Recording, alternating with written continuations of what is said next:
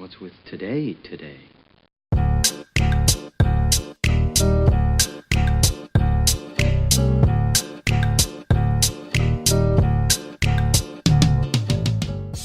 you believe it, fangirls and fanboys? It's episode 25 of Electric Fancave on electricfeast.com.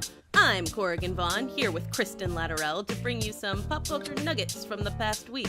We're of course going to talk a little about Comic-Con. We'll explore the epic awesomeness of Chris Pratt and Zoe Saldana in the past week. We'll freak out about Gotham and the Mockingjay trailer, and we will finally reveal Kristin's OTP. We only had to be reminded 8,000 times, so let's get on with it. Hey Kristin. Hey Corey. So, I hear you had an adventure yesterday. Oh, I did. Yeah, me and some folks took just a day trip down to Tecate. Just Mexico. Yes. Oh, yes, in Mexico. For those of you who are not from Southern California or America or so, I don't know. Anyway, who aren't familiar with Tecate. Where that is, yeah. Yes, it's like a border town, so it's right across the border. So we were just there for the day. We're visiting some friends. And we're on our way back. And so it's like a Monday. So we're thinking, we weren't really worried about the border, frankly, because midweek it's not as crazy as like trying to come home on a Sunday. Yeah. And we pull up to the border and we start laughing because the line is so long. So we're like driving, trying to find the end of the line. You guys, we were like around this mountain. I couldn't even see the front. I was like, at this point, I was cracking up in the back seat, and we were in this big van, and everyone we're like, this is a joke. I feel like we're being punked. It's not even a show anymore, but must come back for this special occasion because we are sitting there laughing, and I'm starting to stress out because I'm like, all I wanted to do was get to internet so I could email you and say, I ain't gonna make it. And so I'm like freaking out. So I'm like, well, there's nothing I can do. So I'm just gonna sit in this hot car, and we played top 3 pretty much the entire way. We're like, your top 3 favorite restaurants, and then we just like deteriorated from there. But and then we got out and walked around, and I was with my friend Tyra and Sophie and some folks. You got out and walked around while you were in the line to cross the border? Well, because I wasn't driving, so. Still, I mean, that's funny. That just tells you how long this line is. Oh, yeah. Well, we walked all the way. Yeah.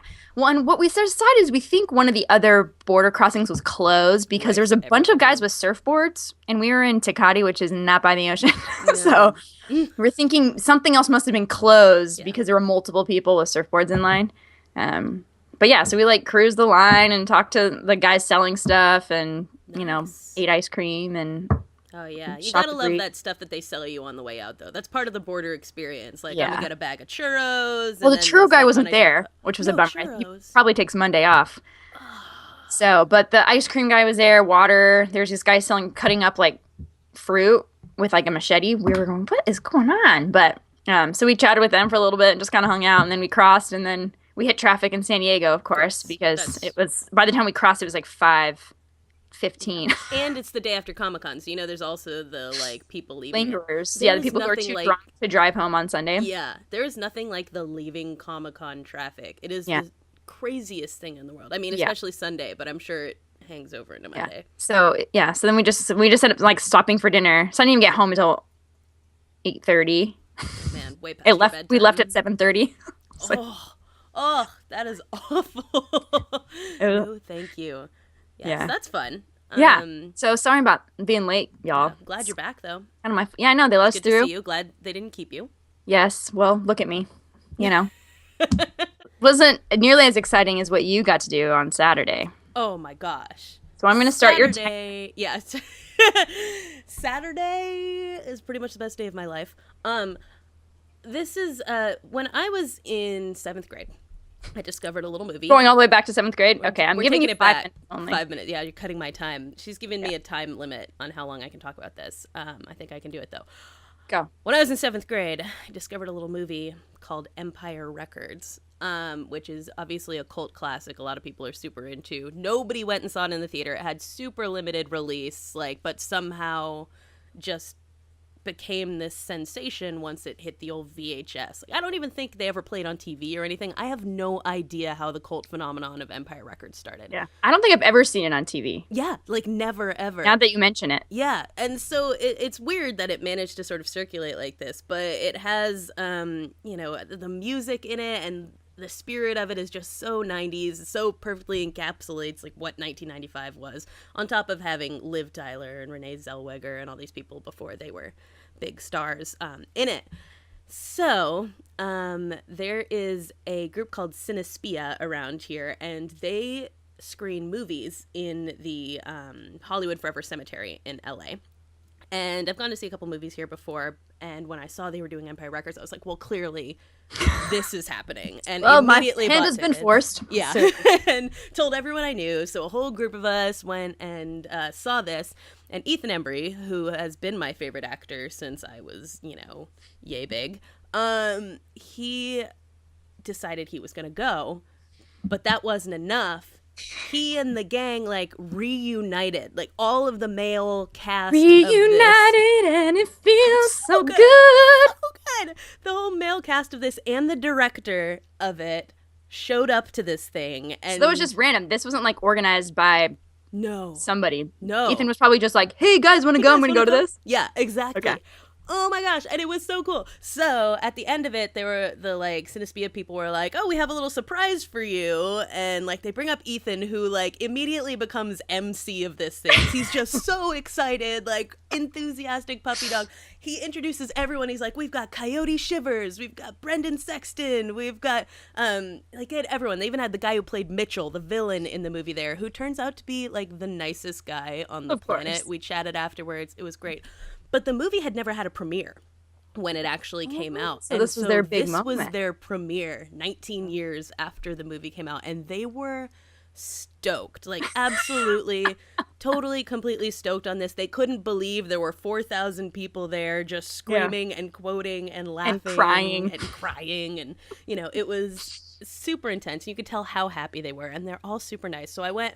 and I talked to all of them afterwards, as of course I had to, because I have been waiting for this moment my entire life.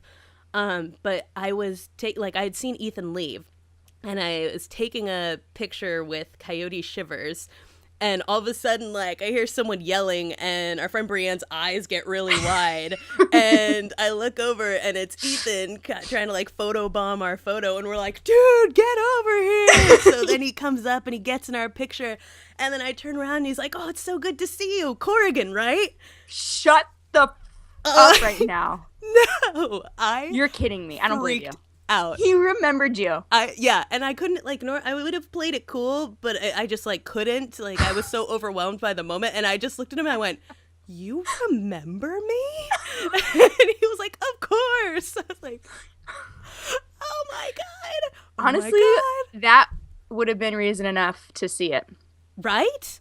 That's what I'm saying. I would have gone just for that moment to see that happen for you. Like, yeah, it was. I don't have the same love. Attachment. Obviously, I mean, nobody does actually. I don't even think. They don't think there's anybody in the world who loves Ethan Embry like you do. So, but I honestly would have loved to have just witnessed that, and honestly, just to see Brienne probably like shocked into like, huh. Yeah. Brienne is just great. She just when Brienne is faced with a situation, I love telling Brienne stories on this show. By the way, it's like because my Brienne favorite thing. Later, yeah, and we Brienne really get great live like Facebook messages as she's watching it, which is one of my favorite things. It's wonderful. Brienne's like reaction to situations that like she's not sure how to handle is just like frozen.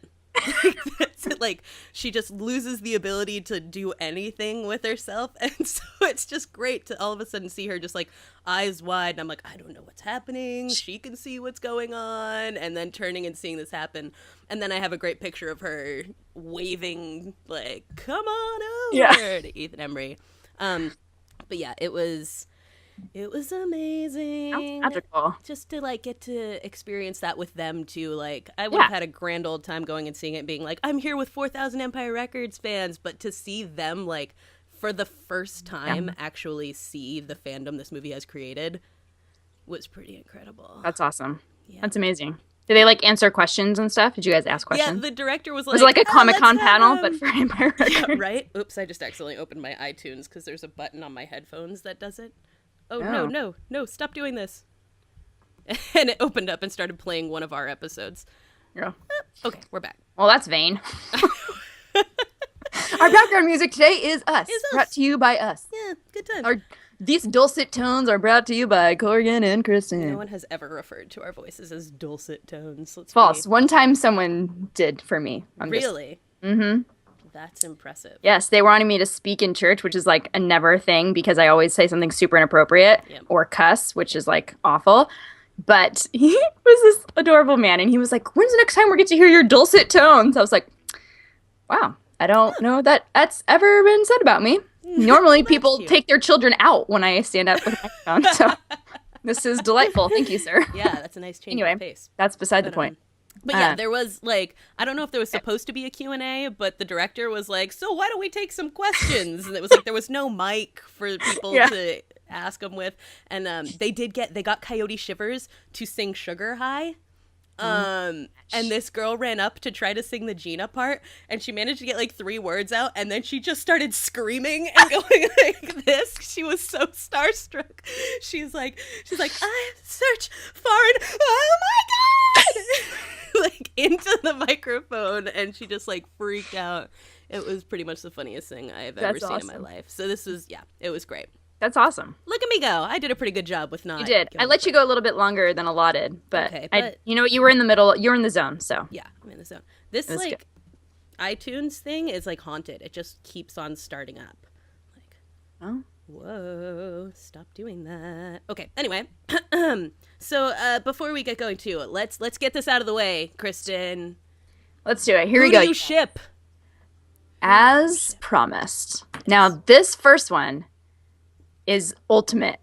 Penultimate. This is the OTP. Forever. Okay. Sydney and Vaughn for me. Always. That's so cute. That's Alias for those. Alias. I said that, didn't I?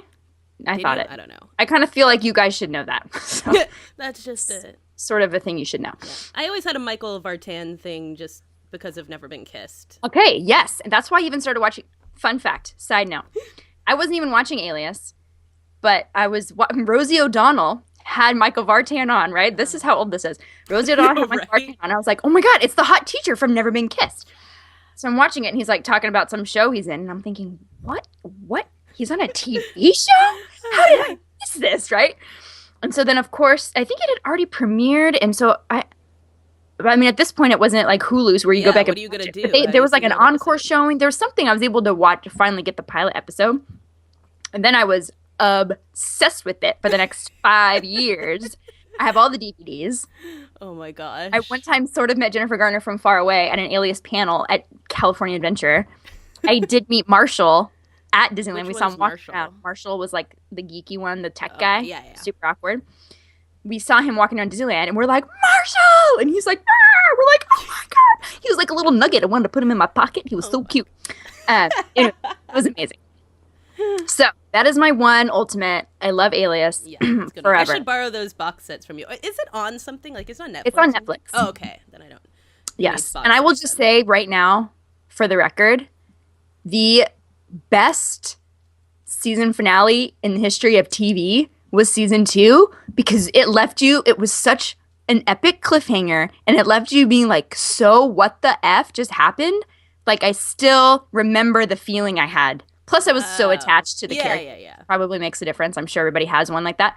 Yeah. I was so attached, and being in high school, I was just, like in the emotions. The emotions hormones were just exemplified by like 50. Oh my goodness! Me and my friends, I just remember us all sitting there. We were like, "What is happening right now?" Oh my God, it was crazy. It was great. Anyway, that's the first one. Okay, ultimate. So that's the second place. Close second, because another show I watched for its entire first run, is Nathan and Haley from One Tree Hill. Oh, that's right, of course. Naily, always and forever. Is that what they called them? I don't remember ever. Brooke Davis called them that. Oh, okay. Not your friend Brooke Davis. Not who my I'm friend Brooke now, Davis. because her name Not is Goldie Spawn. No. I have a friend named Brooke Davis, and it never dawned on me that her name was Brooke. Oh my gosh, that was the first thing I noticed when she commented on that. She's a Derby girl, and her Derby name is Goldie Spawn. Which I don't even know what you're saying right now, but Derby, like roller derby. Oh, that kind of Derby. Yeah, exactly.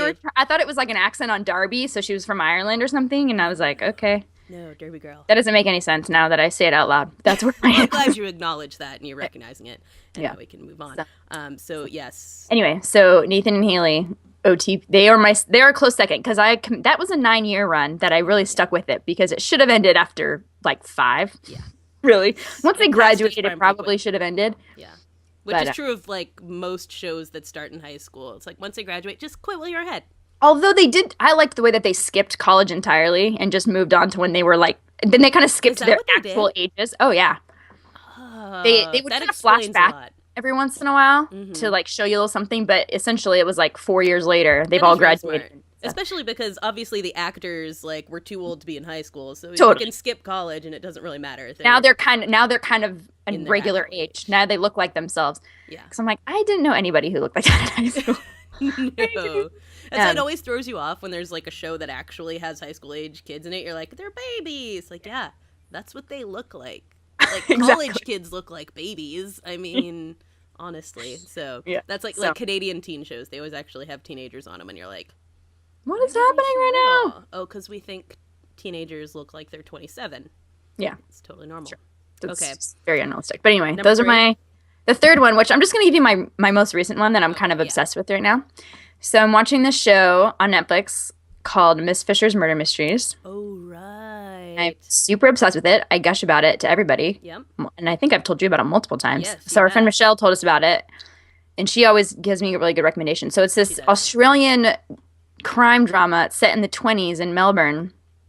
And this woman, Miss Fisher's, she's like, has a title, and she basically has nothing better to do. And so she's super nosy, and so she solves crimes. And so, but the detective inspector he's this very like brooding, like wonderful man. Oh my gosh.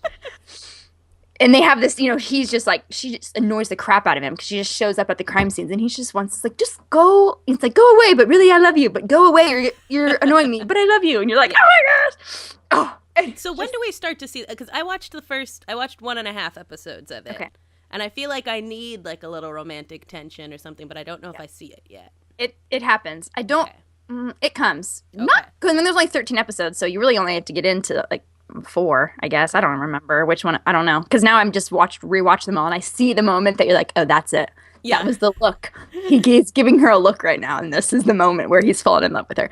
Because right now I'm like, it's cute enough, but I'm like, I'm just waiting for the moment when I'm suddenly going to be like, oh my God, I know it's going to happen. Just like Downton, like it was like the first couple, I was like, and then it was like when it hit, I was like, that's it. Yes. So, and it'll hit you right in the feels, and you'll just bowl over. You won't even know what happened to you. I remember texting Michelle at one point with like all caps, and she was like, I know, and you're like, oh my God. And then for the next just like probably 30 minutes, I was just, over and over again. She probably wanted to go to bed or do something, and I'm like up until midnight being like, are you saying this? So you can tell most of our friendships are built around television. It's a really important part of our lives is TV. I know. So very true. Very true. Yeah. Okay, so we have covered that. We're very sorry that. Yes, I'm sorry for neglecting you. I'm sorry for neglecting. I honestly forgot about it. And then when you sent me the stuff to talk about for today, and it was on there in all caps, I was like, I almost forgot again. If it hadn't been on there, I would have just totally all caps key. Oh my God, iTunes.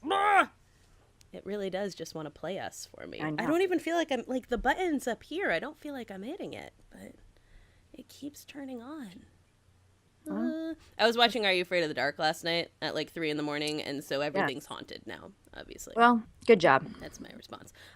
So anyways, let's move on. Gosh, what are we going to do? We have lots of things. I know, so many things. Let's do ComicCon as arching theme here, which I feel like, and maybe I want to say it could be partly because I wasn't there this year, but I've seen a couple articles saying the same thing. It feels like Comic-Con was less of a big deal this year, doesn't it? Like I read that. I read the same thing, that it was a little anticlimactic. Yeah. Because apparently there's always huge surprises. Yeah. And so everyone was like, oh, this is, we're going to see this here. And then when you don't see it, everyone was kind of like, oh, I totally thought we were going to see a sneak peek of the Batman, I mean, you saw some pictures from the Superman one, but I think, there was that one I read about some kind of King Kong movie that people were super pissed about because it opened up like over the jungle, so everyone thought it was a Jurassic World thing, and then at the end it was just King Kong and I don't even know what it was, and people were like, so apparently some guy was like, really?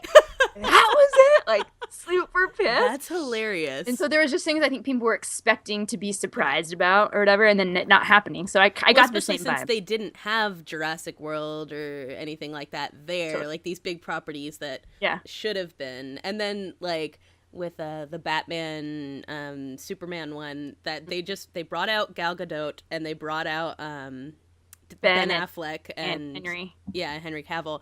And then they didn't say anything and they left after like a minute. I heard about that too. And you saw the picture was like super awkward. That Chris Hardwick like took some kind of selfie and then they left. And I would have been, can't even tell you how pissed I would have been if I was in that. Because I'm sure those people waited in line forever for that one. They had to have, right? Yeah, it takes because it was Hall H, which is like, the big one. It's like you're that's there like for millennia. Grail or whatever of halls. Basically, yeah. That's an accurate way of putting it. And so, I don't know, it felt like, I mean, normally I feel like when I go on Twitter and Facebook and stuff, there's like a bajillion announcements and crazy things you saw from it. And I was like, I'm not really hearing much. The only big kind of buzz I heard was the clip and obviously from Avengers was that got a lot of like, this is gonna be all, and they did the poster reveal, which looked pretty cool. And there's this adorable picture that I don't know if you saw it. I don't even remember where I saw it, of the cast. That was just the cutest thing in the history of time. I was like, wanted to eat them all up. It was so cute. Yeah. That was pretty. I'm trying to think of something else that I saw like a few people be like, oh this, but I can't actually remember. Yeah, it's like seeing. I saw some buzz about the test footage they put out of Deadpool. Which I didn't super like, but got really I didn't positive see it. response. It's really silly, and I feel like the humor is kind of dad jokey. I like that it's humorous, and it's one of those things where he talks to the camera and all that kind of stuff. So, it could be all right. Okay. And then obviously Gal Gadot's costume, which was I never really got Wonder Woman. Yeah. Frankly, I always thought she just looked really cheesy and lame. And then when that came out, I was like, dude, this is almost like a Xena warrior like she princess. Clearly looks like Xena. And who doesn't love Xena? Nobody doesn't love, right? Yeah, that's right. Everybody loves her. Double negatives are hard. That was super. I know. I confused myself. I'm like, wait, where am I? Yeah. And I was actually in the car when we were on the way to Takati, and my friend Alex was sitting behind me, and he like loves Gal Gadot, like loves her. As he should. As he should. Of course I don't blame him. She's amazing. Mm-hmm. And so he was going on, I'm like, oh, did you see the picture of her from, whatever? And he was like, what? No, but I had screenshotted it and sent it to you, I think. Yeah, you did. So because I didn't have any reception, obviously, I'm like, I think I have it saved on my phone. So I pulled it up and he was like, dude, I might make that my new background on my phone. I was like, I endorse that. That's fine. It's super hardcore. Yeah. She just looks cool. Like she got I don't know. I just love it. Yeah, it just looks really like badass. Kristin, and it's not really a sexualized picture, no, which is it's very not. Unusual. Like she looks like she's about to kill somebody. Yeah, she is like about to like ruin someone's day, and it's awesome. And I love it. Yeah, so I'm a big fan of that. That was a cool thing that came out of there. Yeah, I didn't. Well, and now was the Mad Max trailer from ComicCon? I think so. Yeah, yes, because there was an extended when they showed at ComicCon, and then they released that trailer. They released the other one. So we do have the Mad Max trailer that just came out, which is like confusing but cool. But awesome. But I'm like, what did I just like? What's happening in this movie? Yeah, it's very confusing. We were talking about it and saying like, wait, so is he a prisoner the whole time? Are they trying to break him out? Like, yeah, he's got his Bane mask on again. Yeah, they're making him wear that. There's like the virgins, I think, that are trying to get stolen. Yeah, but Charlize looks pretty bad. Dude, and she's got something on her, like no arm, but like a hook thing. Yeah. Did you see her with the door? Yeah. I don't know what's going on there. That reminded me of that movie with Rose McGowan when she had the machine gun. Yeah, the Grindhouse? Was that what that was? Yeah, yes. Yeah. That's what reminded me of a little bit, just because weird prosthetics that are weapons. Yeah, but so I'm like excited about it, but I also am confused. I mean, I'm obviously intrigued enough. I'm gonna have to see it now because I have no idea what the plot is, other than the apocalypse has happened. Yeah, apparently. They did a good job of making this like intriguing. to see this and find out what's I don't know why, but I feel the need to watch this. Yeah. Like, they should just leave it at that. Like, they don't need to put out a trailer that gives us any more information. No, don't intrigue me, because if you tell me what the plot is, I'm going to be like, okay. I do it. At this point, I'm going to see it so that I know what's going on. So, like, I've seen the other Mad Maxi. Not Maxi, like a Maxi pad? Yeah, no, I regret that choice. Maxi. Mad Maxi. So of course this is necessary, but I feel like it's a big screener, so I'm cool with that. Charlize looks awesome. I love Tom Hardy, and I feel like he's been a little absent lately. Like, really? Yeah, I don't remember the last. Other than the fact that I watch This Means War like 5 times a week. Do you really? Because that movie looks awful. Is it terrible? You know what? People always say it's terrible, and I think the thing is, like, I'm kind of the target audience for this because I don't like romantic comedies. Okay. I love action movies. Okay. And so it's like, basically... But I love both those things, so shouldn't I love it? You should love it, yeah. Okay, I've never seen it, but it just looked stupid. Like, the trailer looked stupid. I'm not watching this. I don't think there's a lot of crossover in that kind of fandom a lot. And so I feel like it's like, who was going to go see this? Like, and the dude has... and I love Chris Pine, so I mean, there really wasn't a reason for me not to see it other than, it didn't Mad Max me. It didn't Mad Max you, no. But... I would just say, I think, like, it's not, like, a brilliant film or anything like that. It's kind of like Cellular, you know, where you watch it and you're just like, dude, that was a lot of fun. That was surprisingly awesome. Yeah, and so that's how I felt about this. I'm really excited for the one day when we have Chris Evans on the show and I can talk to him about Cellular. Mm-hmm. And my one burning question that I want to ask him is Brian Greenberg just like Jake Dolgowski in One Tree Hill or not? He's going to be like... I understood none of that. I'm going to be like, I know everybody asks you this all the time, Chris. You're probably sick of this question. All the time. And he's like, yes, the costume is very sweaty, you know.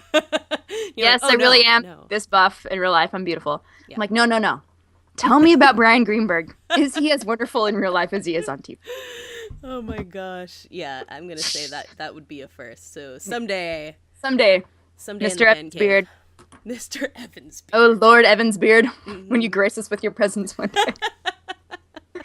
I'm sorry, we're your biggest promoters. You essentially should come on here. It's true. So. That's what were we talking about? Mad Max? They did give a release date for Guardians of the Galaxy 2 already, by the way. Which must mean that this one is going to be really awesome. Well, you see, I don't know if it still does, but when it initially, like, after the first screenings and things of fans and critics, it had 100% on Rotten Tomatoes. It did. Yeah, so that's a big deal. Like, even if because Rotten Tomatoes, that's good. Yeah. Well, and I saved an article on my favorite news site, Nerdist.com, because someone from there saw it, and it was like, the tagline, I almost didn't even read the tagline because I didn't want them to, like, I don't want to know what they think of it. Yeah. But, I mean, not that essentially the tagline was like, oh, it's as good as you think it's going to be. And I'm like, okay. So I saved it. I'm like, I'm going to read this as soon as we get out on Thursday. Oh, so man. Yeah, that's the thing is I've been trying to avoid, like, reviews and stuff like that. Like, I like that I know that it has 100% of Rotten Tomatoes, but I'm not going to read any of those reviews. Yes. Not because they're going to give anything away, but it's just like, I want to go in blind. Yeah, I didn't watch any of... Other than the 17-minute preview I've seen, I haven't watched any other things. Mm-hmm. And people keep sending me stuff, too. Like, they're like, oh, here's a new clip. And I'm like, I don't want to see it anymore. I've seen 17 minutes. Those 17 minutes were awesome. I'm ready to watch the whole thing. And we only have 2 more days. And then we'll be seeing it at 7:30 because, which is one of the weirdest things. They always say movies come out, like, Friday or whatever. But midnight showings have just gotten pushed back and back and back. I thought 8 o'clock for the Hunger Games Catching Fire when I saw it was really early. And now this one's 7:30. At what point do you just say, you know what, the movie comes out on Thursday? Yeah. Maybe because they don't start showing it in the morning or something. I guess, yeah. It's not like matinee or whatever. Yeah. But I feel like at this point, let's be honest with ourselves that the movie comes out the day before we say it comes out. Right. That's true. Why not? Yeah. I'm excited about it. Me too. I'm very excited. We are clearly very excited. I made t-shirts. Yeah, so she made t-shirts. Yeah, if you recall 2 weeks ago, she was like, I'm going to surprise you at the premiere. And then it didn't. It lasted I was just so excited because I thought I was going to make it. But then after I made them and they were so rad, I was like, I can't hold it in. I have to check. I couldn't wait. Yeah. I also pretty made one rad. for Brienne. Yeah. So I was like, do you wear a shirt if I made it for you? And she was like, yes. She's like, are you talking like puffy paint? I'm like, Brienne, no. Oh, no. No, we This are is not. serious business. This looks like I bought it at the store. Yeah. That's how good it is. You don't screw around when it comes to Guardians of the Galaxy. They tell you. And I'm almost done with reading the comics, and they're awesome. By the way, which reminds me, so I first read the newer Guardians of the Galaxy comic before going back and reading the older ones. And in the Bendis run of it, every time Rocket kills somebody, he says, "Blam, murdered you." And earlier today there was an ant crawling across my screen, and I smashed it, and I went, "Blam, murdered you." I was like, I may be reading too much Guardians. No such thing. No such thing. But I will say that my other favorite thing about Guardians coming out is the amazing press that's coming off with Chris Pratt and Zoe Saldana and Dave Bautista. Let's before we even get into like, I was just gonna say this. Go say Dave it. Bautista is possibly the most endearing human being who on has the ever. planet. Like, don't you just want him to be like your dad? You want to be like his 5-year-old daughter. I just want to like cuddle him. Yeah. I want to like take care. I want to make him mac and cheese and He's take like care a big of. old cuddle bug. Yes, We'll just like sit and watch the evening news. You know, which blows my mind because he was like a badass wrestler. Yeah. It's really surprising. Like, so Yahoo had this Q&A, which was amazing because they took the questions from Tumblr. So these fans, a lot of them like teenagers and stuff like that, and it was really cute watching them respond to these fans. Some of them were video questions, some were text. And at one point they're talking about like their favorite things about filming this movie, on-set like experience memories or something. And Dave Bautista says like, you know, oh, it comes as no surprise to anyone that I'm the quietest guy in the room. And then he starts talking about how his favorite thing was watching like Chris Pratt and Zoe interact. Yeah, like that he just liked to sit back and watch them. It was just so, and I'm sitting there thinking, if like James Gunn had said that, I would have been like, oh, that's kind of super creepy. Yeah. But like he said it, so I'm like, of course it was, you little big teddy bear. You know, he was just like sitting there thinking like, oh, they have such a lovely relationship. Yeah. You know, I really admire them and their work. I know. Because at first when I'm watching it, before he really said anything, I was like, oh, poor Dave Bautista, no one's asking him anything. He's just so quiet. And then when he started talking and he was just barely said anything, I'm like, oh no, this is the way he likes it. He likes to sit up in front of everybody and just be involved in it. Yeah, he's like soaking up the energy. Oh, he was just wonderful. And then Zoe, of course, was awesome. Oh my gosh. And I want to she's see her. trying not to swear this entire thing. Like, you can see her like physically restraining her mouth from saying curse words. So then she says them in Spanish. Yeah, instead. so she just goes on a rant in Spanish at one point. And she's just like, she is so cool. Yeah. She's such a cool person. Which I think what we need to do is we both need to watch Columbiana and then talk about it. I've never seen that. Yeah, me neither. Oh, and I wanted to when it came out because Michael Vartan was in it. Oh, yeah. And so I was supposed to go see it with my friend because we were like big Alias buffs. I'm like, we have to go see this. Michael Vartan is in it. And then we never got around to it. And it wasn't like a big movie. So I kind of forgot about it. Radar. And then when I was reading something about her, I don't even think they mentioned it in their interview. I know. I was just on her IMDb page being like, I should see more. What? I'm like, effing Columbiana. That was the one where she, like, her parents were murdered and she, like, grew up and then she went back to avenge them or something. And something it looked like that. insane. Yeah. I just never saw it. So let's watch it. Okay. Talk about it. We're going to watch Columbiana and discuss But anyway, that was good. And then the interview with Chris Pratt French braiding that woman's hair.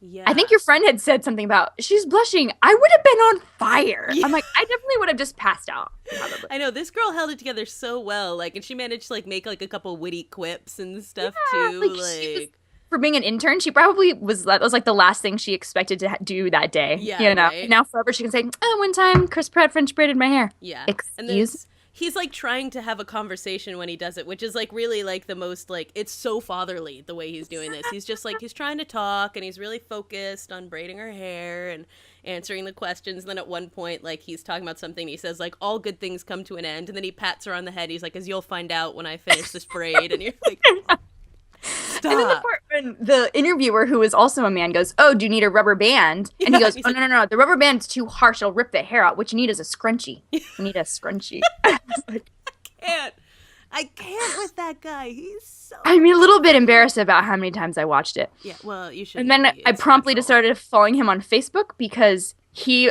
posts the most adorable things. He does, yeah. Just so cute. I can't even handle it. Yeah, anyway. So Chris Pratt, Zoe Saldana. This cast, like, on top of just being what seems like an awesome movie, so well cast. The people in it are incredible. And James Gunn is awesome. I love him too. So, yes, really good. Good job, Guardians. It's going to be super awesome. Let's move from ComicCon, even though there's a few other things we could discuss, but you know, we could do this forever. Probably. But I think it's important that we address freaking Gotham. Okay, you guys. So, Corey, you're actually going to laugh because I was on our Twitter when I saw that there was a new Gotham trailer. That's how I found it. Yes. Can you believe that, you guys? I know. Look how far I've come. I know. This is amazing. I'm so proud. I'm steps away from making my own. Leah's like, yeah. I know. She's like, get it. I'm like, no, that's not a thing. Anyway, so someone had posted that. So I'm like, what the? So I'm like Googling it. And it is magnificent. So I don't even know who the name of the guy is that's playing the Penguin. Yeah, he's not someone I'd heard of, and I meant to write down his name so that I could bring it up. And I liken him. He's got crazy eyes. Yeah. He's got crazy eyes, and he plays the crazy eyes well. And that part when he's like backing, there's this part in the trailer, we're going to link to it, obviously. Yeah. He's backing up and talking to Ben McKenzie's, or Gordon, character, and, you know, talking about, like, it's going to burn, and he's, like, being all crazy. And Ben's just, like, the look on Ben's face even is like, oh, this guy's off his effing rocker, you know? And I don't know, it's just, it looks awesome. And then you just have to wait for the final, like, 3 seconds or whatever. That'll really give you the heebies, but it's so creeptastic, just like sends like a chill up your spine. And they've really been promoting like on Hulu, I've been watching Gang Related lately, and during all of the commercial breaks they play Gotham trailers. It's not that same one, but it's a similar trailer, and I'm just like so stoked on this. I can't, I mean, as I've said before, I love Donald Logue more than like anything. And I liked it. I liked it this one because he got a little bit more. Yeah, a little FaceTime in it, and he got to say some things too. Yeah. I feel like he hasn't even said anything yet. Right? He's just kind of there, like he exists in this, but he's very, you know, I don't know. I liked it. Yeah. I was like, oh, yeah, he's saying things. Oh.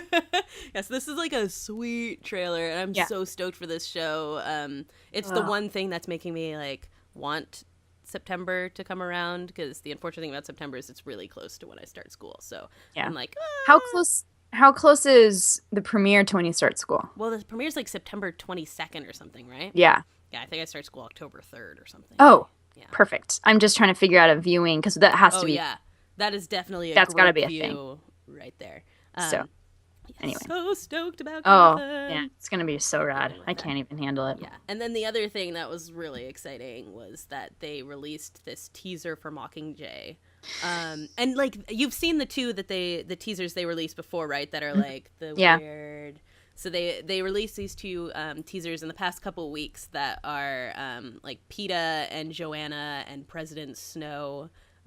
Doing these sort of propaganda, like unity. And PETA and Joanna have like dead eyes. Yeah, they're just like standing in these like beautiful white outfits. It's really creepy, ultimate dystopia disguised as utopia kind of thing going on there. Yes. And so, but then the other day they released another one that's more like a trailer, I guess. Yeah. The other one is I wouldn't even call those other one teaser trailers, but whatever. I mean, they're so clever with their marketing too, like that they have like a capital well, their website. Marketing's almost a little too much for me. Yeah, well, like they had that whole makeup line. Well, yeah, that was like all that weird stuff. Definitely missing the point. You're like, you can't. When you actually start selling this stuff, then it gets weird. Yeah. So anyway, but yes. Anyway, the new one looks. Yeah, and they have like a Capital website that like is like a fashion website and stuff like that like is fake Capital fashion, and that's cool. That's like, you know, looking at it satirically. When you start selling it, it's weird. But having that up there is like kind of a neat thing. It's like they're doing Pottermore while they're actually releasing the films. While people aren't super pissed at you for messing with their favorite thing in the whole world. Exactly. But anyway, yeah, the trailer. Yeah. Oh, this trailer is super cool because it's basically all about like how important Katniss is as the Mockingjay, and I assume that's District 13 that they're showing in it when she. No, is that not? No, that's so you have not what's his face? Philip Seymour Hoffman. Yeah. By the way, I loved I mean part of me is like super bummed because I'm like, oh, it's gonna be like watching the last Fast and Furious because you're like, oh my god. Or Batman or Yeah, exactly. So anyway, so he looks really great, and so he's talking to Coin, right, who also she looks like she's doing an amazing job, which is what's her face? More. It'll come to us. Yeah. Anyway, the redheaded lady? Anyway, but she has gray hair. What's that point? Yeah, and he's telling her like it's got to be. Moore. Thank you. Yeah. It's got to be her. You know, he's got this whole thing going, and then it cuts to her, and that's remember they essentially send her on like a promotional tour to the districts. In this one? Yeah. Okay. They send her, remember, because they're basically in the middle of a war, and so that's all the ones they've been being bombed out, and so she's in like a bomb out, like, there's like, I think she's in the hospital of that one, or I remember at one point she like is touring a hospital, and they're just filming it for their own propaganda, essentially. Right. I recall this. And so she's not even really supposed to be a fighter, but when that kid asks her and she says it there, and I remember because she goes back and they're like, yeah, kid asks her like, "Are you fighting? Are you fighting?" And she basically, what is she supposed to say? She's like, I can say no, but at the same time, like she feels like the whole book was kind of her like not being ready to fight because because as Coin says, like, no, the game's destroyed her, like she can't do it, and that whole argument. So yeah. They're in District 13 when they're having that discussion, remember, because it's underground. Right, but then she goes to kind of tour and they're filming her, and that's when that whole thing and it just looks rad. It looks so rad. It looks super that part cool. There's that one scene, there's something happening in the forest, and those guys are like climbing the tree, and I'm like, what is going on? I like rewatched it because I was like, I want to watch this in slow motion because I'm not sure what's happening, but I really like it. Yeah, and I just rewatched Catching Fire the other day. I bought the Blu-ray because I was like, the first one is on Netflix, the second one isn't, and I was like, I really want to watch this right now, and so I bought it, and it's just like, this is so good, and I'm so excited for this third one to come out, and I hope that it lives up to how good the second. Well, I really hope, because I thought the third book dragged. Yeah, the third book does. And so when they said they're going to do 2 movies, I was like, super annoyed. And so, but I hope what they do with it though is then maybe change some of the things that were super boring about it. And honestly, like if Harry they changed, Potter, like how they had to take out like the bajillion years and the. So like for instance, my least favorite Harry Potter book was the 5th one, but one of my favorite. But one of my favorite movies was the 5th one because they cut out all the lame stuff. Yeah. Because remember, he was like super whiny all the time. And at the end, I was like, dude, I don't even like you anymore, Harry. I'm pissed at you. But they made him, and they made him, the movie, they didn't do that. They cut out all his lameness, and they made you really just, oh my gosh. That's probably the one I'd go back and watch the most, which is weird. It's the most depressing one, essentially. One of the most depressing ones. Depressing things. Yeah, so I hope that maybe they even change some of the really lame parts to make the movie better, make the story a little bit better. Yeah. That's what I'm hoping they do. I agree. If they don't, they just stick to the book. I'll be kind of annoyed. Yeah, they did that really well with the second movie, I think, was sort of like... Because, I mean, my thing with the Hunger Games is that I don't think they're the best written books in the world, you know? Mm-hmm. Like, especially, like, I think the first one was pretty good, and then the second and third, you're like, she was tired of writing these. And so... I don't know, I like the second one, but... Like, the second one's all right, but I think... you can see it sort of tapering off and because there were parts of because I remember the first one I couldn't put it down. The second one there are parts where I'm like, okay, I'm kind of done. But anyway, you know, keep going. And then the third one is kind of like, oh boy, you really got lazy. She really got bored, especially at the end. So I think that this, like, the movie has the rare opportunity to actually improve upon the books. Mm-hmm. Which I don't know that the first one really did. I was expecting it to be better than the book, and I was like, I was a little disappointed. It's fine, but not better. Catching Fire, I think, was better than the book, and I think that these 3rd/4th movies could potentially be way better. Well, here's to hoping. Yeah, here's hoping. If not, their trailer makers are delightful. They must have hired the same guys who do Gotham because I know, right? They're just phenomenal. Good job in Mad Max. Yeah. Guys, you get us. Dude, honestly, I feel like there should be an Oscar for trailer makers. Like there should be. They should get some because There are some trailers where you're like, they didn't even try. That's like they're not even trying. And then there's ones where you're like, that was amazing. And then you see the movie like, this was a terrible movie. Yeah. The trailer was so good. For example. The what? Hercules. That the trailer for that one, like, you know, it's like super awesome and like badass and all that. And then if you read any reviews of it, they all say the same thing. Like, everything good was in the trailer. They made an awesome trailer, and that's like the first 6 minutes of the movie or something. Dude. And then none of that is in the rest of it. Dwayne. So, yeah, that's... Dwayne, just go back to making movies like The Rundown, and then we will... right? Everybody loves The Rundown. Yeah. Yeah, they do. That is fact. I know. And I'm super... It's like... It was so strong out of the gate, and yeah. But speaking of not even trying, by the way, just on a separate note, so I have like one of my weird guilty pleasure types of reads where like if I've read too many serious things and I can't finish books, I have to like clear my palate with like something that's stupid. And so one of those is Amish romance novels. Like what? That's a thing? That's a thing. Oh, yeah. It's like there's like a whole Witness? Christian... Not like Witness, no. Oh. There's like a whole Christian genre of novels that like people are like really into Amish people. But like Amish people who leave for various reasons, you know, because... You know, they're... Okay, so like they go to the city and then they fall in love? Yeah, like things like that, you know. And so there's one series that's like kind of the beginning of this whole craze. It's by this woman, Beverly Lewis, I think her name is. It's like... the heritage of Lancaster County or something like that. Of course. And so I read the first two of them in college. And the other day I was like flipping through the channels and the movie of the second one was on Hallmark Channel.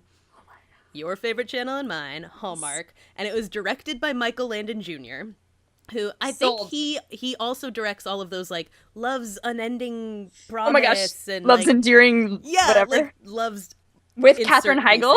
Yeah, Katherine Heigl, all those things. That's probably my favorite thing with Katherine Heigl in it. Is that bad?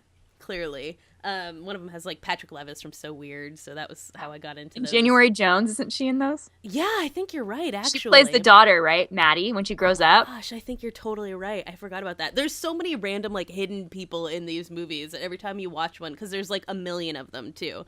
Every time you watch one, you're like, oh... That guy, really? I'm like, oh, and this is a continuing story. Okay. Yeah. And so you know, like, I had kind of, like, high hopes in the Hallmark sense of having high hopes, right? This is, like, the laziest movie I've ever seen in my life. It has the Highlander in it, by the way. Yeah, so I was like... at all? Yeah. Oh, yeah. Big time. I can't watch it. The illusion is shattered. I know, right? This eternal youth thing is not a thing in this. And it was so bad. Like, it was like, okay, let me just, like, this is, they weren't trying with this thing. Aww. It's like he had, like, friends that he just cast in it, like a college, like, you know, when you're in college and you're like, oh, come be in my student film. Yeah. So at one point, like, this is sort of the catalyst so you know that the Highlander's character is bad, you know, because he's married to, like, the protagonist of this. And he goes to, like, a bookie. And you find out he owes money, and like, you know, this is kind of what sets a story forward of him trying to steal her inheritance by trickery and all this kind of stuff. The bookie looks like Clarissa's dad on Clarissa Explains It All, like this sort of like frumpy, geeky looking dude with curly blonde hair, and he has braces. Grown man with braces, and he's like supposed to be the threatening bookie in this. Is this like is this like modern day Amish people, or is this old time Amish people? It's modern. Okay. And so like, and he's not Amish. Right. So basically, the story is the Highlander Amish? No, the Highlander's not Amish. The story is about a girl named Amish? like Katie Lapp, who was Amish, and it turns out she was given up for adoption by her mother, and her mother gave her to these Amish people. Okay. And so she's turning 21. Oh, and she goes on her now found stag or whatever, right? Rumspringer. Yeah. That too. Something like that. Rick so Stack? she is like out trying to find her mother, and she knows her mother's name but doesn't really know who she is. Oh. And so the mother, it turns out, the Highlander is her dad. I don't think he's her dad. I think it's like she's I know. I'm just being obnoxious now, so continue your story. That's fine. I'll allow it. But so like she finally like tracks down her mother, who turns out to be this super rich socialite woman who is dying of cancer. Of course. And Okay, so yeah, the Highlander like hires a girl to pretend that she's Katie Lapp and trick her into giving her her inheritance. Meanwhile, Katie Lapp ends up working in her house and doesn't tell her. Oh, doesn't tell. I was like, yeah, because she's like, oh, she might, basically keel over and die from the shock if I tell her she's been deceived. Yeah. Yeah. So it's So then who does she fall in love with? Not the Highlander, I take it. Well, there's like multiple love stories. Oh man. Yeah, because she's like, there's a boy that she loved when she was a youth. His name is Daniel, but he supposedly drowned. But in this, he comes back. Oh, but really, it's like FLDS when they tell you they died, but they really dropped in the middle of the desert, right? Yeah, I don't think that's quite how it works in this, but that would definitely add some intrigue to it. It would have. Yeah, and then there's like another like really, really hot dude who's into her in this, who's like a friend of the socialite mom, and so well, she has to marry the rich guy. She can't marry the rich guy. She's obviously got to marry Daniel.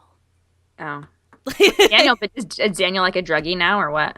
No, I don't know why I care so military. much. They are like very. He joined the military after being Amish. Military, I know. How? Why does this movie? This movie sounds awesome, right? Like, and I watched the whole thing. It's not like I changed the channel. I'm just saying they put no effort into making this movie. Oh man. That's all. The books will take you like 10 minutes to read. They're super, quick, easy reads. So if you just want to get into the story and you need something stupid, right? That's it. All right. Which I think is a good time to bring up since we're nearing the end of the podcast. I was going to say, I'm in the middle of trying to read Ready Player One right now. Yeah. So I actually need to buckle down on that. Mm-hmm. So we have, just in case you missed it, we have started a little book club on Goodreads. So if you look up the Fancave Fiction Club, you can find it. We're reading Ready Player One right now, which is an awesome, very critically acclaimed / reader acclaimed book that's got a lot of 80s nostalgia and things like that, while also having the other delightful element of 80s nostalgia thing, a sort of Cold War-esque plot. So it looks like a lot of fun. I've heard only good things about it, and we've got some people already joining us in it. We will be chatting in the forums on there, and then also doing video hangouts once a month to talk about the books. So you should join it, Fancave Fiction Club on Goodreads. All right, and our first hangout is going to be on the 15th, yes, right? August 15th is our first hangout, so you should hang out with us. It'll be a lot of fun. Yes, it's going to be rad. And shenanigans are guaranteed. Yes, there will definitely be shenanigans. That's so. And snacks, maybe wine. Oh, see what happens. Snacks! Oh, but only if you have to provide them yourself, though. Yeah, I mean, personal snacks. Personal snacks. Personal snacks. It'll be a lot of fun. Okay, so. Anyway. On that note, thanks, guys, for tuning in and hanging out with us. Sorry for the delay, but next week we should be back as usual, and we'll have Cynthia Wu from the ABC Family show Twisted. One of Kristin's other ships comes from that one. Oh my gosh. I really need to catch up, though, because I even haven't gotten to the episodes that she's in yet, because I got sidetracked by Miss Fisher, so... Yeah. And so Cynthia's going to talk about that and about some other projects she's working on, including one with Adam Carolla. And it should be a grand old time. Ew. So we will catch you next week. Until then, make sure that you check out the blog at electricfeast.com for all the links to the things that we discussed today. Don't forget to subscribe to us on YouTube, on Stitcher, on iTunes, and anywhere else that this podcast shows up. We're usually there, either Electric Feast or Electric Fan Cave. So, you can find us. And if you like us, don't forget to rate and review, because it helps other people find us, which is pretty cool. Yes. So, for now, I bid you adieu. I'm Corrigan Vaughn. I'm Kristin Latterell. Peace out, gangsters. Bye. He also agrees to be on your video show next time. So you agree? What? You agree? To what? To agree to be on the video show. Okay, do I have to be naked? You definitely don't. Then I don't want to agree.